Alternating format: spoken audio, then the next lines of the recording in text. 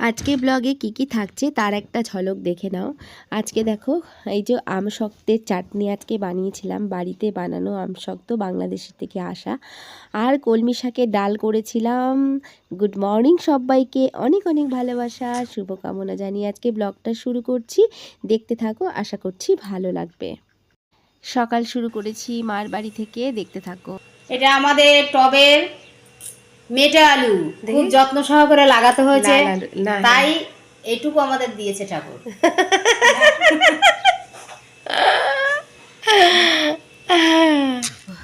আমি তো এসছি মার কাজ করতে, কিন্তু মা তো সবসময় চাইবে যে আমি একটু রেস্ট করি, মা একটু সুস্থ হয়েছে।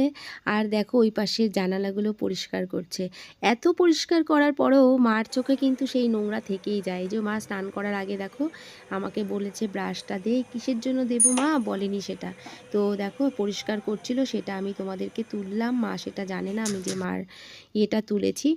তো যাই হোক, মার ওখানে কাজ সেরে দিয়ে আমি কিন্তু বাড়িতে চলে এসেছি। এসে ভালো করে ধুয়ে নিয়ে, আগে বেছে নিয়ে আমি শাক ধুই। তোমরা সবাই জানো একটা একটা করে আমি কাঁচি দিয়ে পরিষ্কার করে শাকটা কেটে নিয়েছি। শাক একটা এমন জিনিস না, পরিষ্কার না করলে কেন জানি না আমার না ভালো করে তৃপ্তি করে খাওয়াটা হয় না।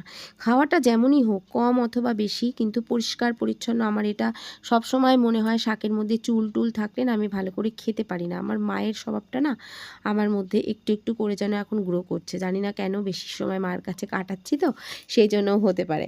তো ডালটা করেছি দেখো, হিং ফোড়ন দিয়েছি আজকে ডালে, জানো তো, কালো জিরে, হিং আর শুকনো লঙ্কা ফোড়ন দিয়ে শাকটা ভাজা ভাজা করে মুসুরির ডালটা দিয়ে নামানোর আগে চিনি দিয়ে নামিয়ে দিয়েছি। এটা আমার হাজব্যান্ডের ভীষণ প্রিয় একটা ডাল। আর আজকে বানিয়েছি দেখো, বোন আমাকে বাংলাদেশ থেকে দিয়ে গেছিলো আমসত্ত্ব। তো এত কষ্ট করে অত দূর থেকে নিয়ে আসে, ফেলতে না ভীষণ কষ্ট লাগে। আগে ভীষণ জিনিস নষ্ট করেছি, তখন না অত সংসারের কিছু বুঝতাম না। সত্যি কথা বলতে আমার বোন বৌদি এরা যেরকমভাবে বুঝেছে সংসারটাকে, আমি সেরকম বুঝিনি। বারবার ব্লগে তোমাদেরকে আমি এক কথাই বলি, কিন্তু এখন বুঝতে পারি ফেলে দেবো কেন, ঘরে অলক্ষ্মী লেগে যায় এতে, জানো তো। আর আমি নিজে ফিল করেছি বলে তাই জন্য তোমাদেরকে বলছি।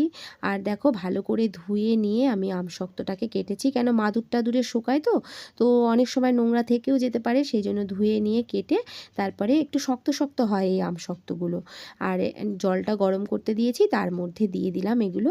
আর নামানোর আগে চিনি আর যেভাবে পাঁচ ফোড়ন আর শুকনো লঙ্কা ফোড়ন দিয়ে আমি এটা নামিয়ে দেবো। এই যে ফুটে গেছে দেখো, ফুটে গেলেই নরম হয়ে যাবে। আর গ্যাসের কোণা যেখানটায় রান্নাঘরে ডালটা রাখবো সেখানে একটু ভালো করে পরিষ্কার করে দিলাম।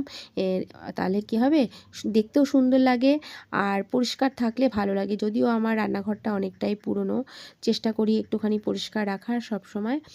আর সবাই দেখি কত সুন্দর সুন্দর করে রান্না করে, ব্লগ বানায় সব দিদিরা, খুব ভালো লাগে দেখতে। তো চেষ্টা করি তাদের থেকেও কিছু শেখার, আর আমি যেটা পারি জানি তোমাদের মধ্যে শেয়ার করার। আর এই যে পাপান বসেছে, পাপানও কিন্তু পটল ভাজা তেল দিয়ে ভাত খেতে ভীষণ ভালোবাসে আমার মতন, আর সাথে চাই কাঁচা লঙ্কা ভাজা, শুকনো লঙ্কা আমরা খাই না। আর তারপরে আমার সারা দিনের এনার্জি, এবার সারা সন্ধ্যার যে এনার্জি, ভালো লাগার যে জায়গাটা, অনেকক্ষণ ধরে শান্তিতে আমি যেখানে বসে থাকি, সেটা হচ্ছে আমার ঠাকুরের সামনে। ঠাকুরের সামনে পুজো দেওয়ার পর মনটা আমার ফ্রেশ হয়ে যায় একদম। তারপর আমি অন্য কাজ করতে পারি। সমস্ত রকম দুঃখ কষ্ট অন্যকে না বলে ঠাকুরের সামনে বললে দেখবে মনে শান্তি আসে। আর আমাদের মেয়েদের এই একটা জায়গা যেখানে বললে কখনো সে বেইমানি করবে না, ঠিক একটা না একটা উপায় ঈশ্বর আমাদেরকে বের করে দেবে। তাছাড়া আমরা মেয়েরা কার কাছে মনের কথা বলি বলো তো, বয়স হয়ে গেলে মাদেরকেও বলা যায় না। আর সত্যি কথা বলতে, যাকে তুমি বলবে সে তোমার কথাটা যে সত্যিইভাবে নেবে, তার কি কোনো মানে আছে বলো। তারপর এই যে চলে এসেছি দেখো, ছেলেকে এবার ফল দিয়ে দেবো, ফল না খেয়ে বসে গেছে। এবার আমি যদি না দেই তাহলে ও খাবে না, সেই জন্য ওকে আগে একটা লেবু ছাড়িয়ে দেবো, তারপর আমি ভাত খেতে যাব। ভাত খেয়ে তারপর দেরি হচ্ছিল, কিন্তু সত্যি বলতে দেখো, পাশ থেকে যখন ছেলেরা বা হাজব্যান্ডরা বলে না কাজ কতক্ষণ লাগে কতক্ষণ লাগে, ওরা কিন্তু বুঝতে পারে না একটা ঘর সামলানোর ব্যাপারটা কিন্তু নেহাতি কম ব্যাপার নয়। যারা ঘর সামলাই আমরা মেয়েরা, আমরা বুঝতে পারি যে টুকটুক টুকটুক করে কাজ কিন্তু সারা দিনই হতে থাকে। আর তারপর দেখো আমি বসে গেছি পটল ভাজা আর তেল আর লঙ্কা ভাজা আলু ভাজা নিয়ে খেতে। তো যদিও জানি এটা খুব একটা হেলদি খাবার না, তবু আর এই যে মেটে আলুর তরকারিটা, আর চাটনি সব। পুজো দেওয়া হয়ে গেছে, সব হয়ে গেছে, এবার আমি খেয়ে নিই, আমি জোর খিদে পেয়ে গেছে। কী কী করলাম দেখেছো আগে বসে। এই পটল ভাজার তেল দিয়ে খেতে দারুণ লাগে। আর এই যে এবার আমি খেয়ে নিচ্ছি, আর খাওয়ার পরে বাসন কোসন মাজা আছে। আর দেখে ব্লগটা যখন এডিট করছিলাম তখন মনে হচ্ছিল কত সহজে কত সুন্দরভাবে কাজটা হয়ে গেল, কিন্তু অনেক কাজ থাকে সারাদিনে মেয়েদের। সকালে ঘুম থেকে ওঠার পর থেকে একটার পর একটা লেগেই থাকে, তাই না? আর সবাইকে খাওয়ানোর পর সব কাজ গোছানোর পর তারপরে কিন্তু আমরা একটু ভালোভাবে মুখে ভাত দিতে পারি। দেখবে এটা আমার মনে হয় যে সবাইকে ভালোভাবে খাইয়ে দিয়ে তারপর আমাদের যেটুকুই থাক না কেন সেটাই আমরা সুন্দরভাবে খাই। তো আগে না আমি ভীষণ গাফিলতি দিতাম খাবারে, যে যা পেতাম একটা খেয়ে নিতাম, কিন্তু পরে না আমাকে একটা দিদি বলেছিল যে এরকম করে গাফিলতি দিস না, তাহলে দেখবি একটা সময় নিজের এনার্জি চলে যাবে। তো আমাদের অফিসে একটা দিদি কাজ করতো, প্রতিমাদি, তো তার কথা শুনে আমি এখন একদমই গাফিলতি দেই না। আমি জানি সংসারটাকে ভালো রাখতে গেলে আমার শরীরটাকে ভালো রাখতে হবে, আর আমার শরীর যদি ভালো না থাকে তাহলে আমি সবাইকে কি করে ভালো রাখবো। তো এটা আমার সবসময় মাথায় আসে।